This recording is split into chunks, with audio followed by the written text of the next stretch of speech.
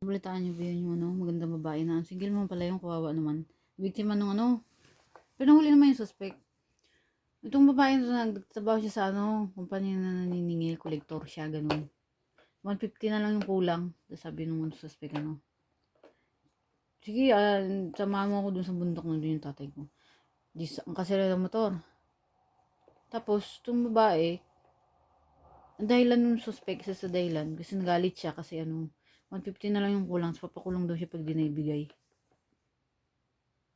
Ako, analysis ko, pwede, nagkaroon siya ng galit. Pero nakusunadahan niya, talaga rin, kasi,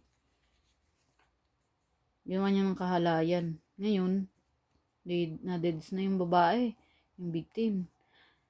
Ang pakiusap ko lang sa mga company, o nagtatrabaho sa ganyan, pag alam niyo yung tauhan nyo, may sisingilin, lalo pag babae, pakiusap lang sa inyo, sabihin mo, gawin mo na lang silang 2 tao. Para yung isa, magbabantay, yung isa, para pagka may backup ka agad. Kasi, nakawa yung babae, single mom pa naman. Iniisip ko nga, parang kaya pamilya nun. Hindi pa kasi ako milyonarya kaya hindi ko matulungan. Hanggang pangarap lang ako, gusto ko sana tulungan. Kasi, single mom siya. Wawa naman yung anak niya, no? Hindi, balik tayo. Yun lang, pakiusap ko sa mga dyan. Kumpanya, gawin yung 2 yung maniningil. Dapat nga, 2, sila dapat, sana tinitraining nyo na sila sa ganyan. Sana tinitraining nyo sila na, exam, ganito, ganyan. Kasi alam nyo, trabaho yan, pera yan.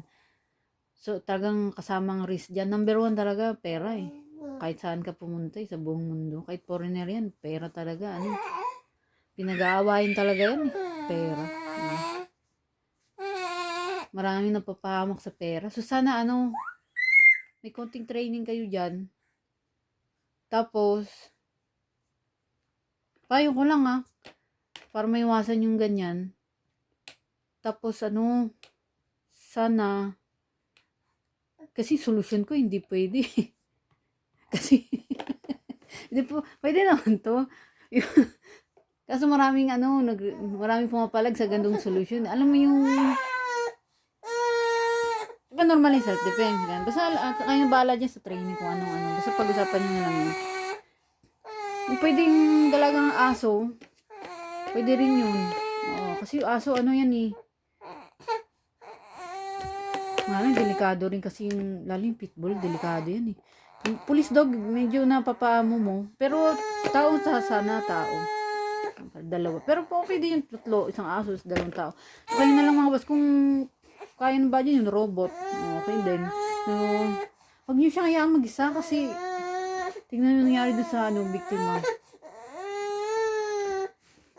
Di nakatakbo daw siya. Yung babae ba? Nadapa siya. Nauntog. Tapos, sinuntok na yung dibdib niya. Alam nyo na. Siguro malamang napadaan na yung sa pinya. At least mga basa, please. Super may dyan. So, ganun yun.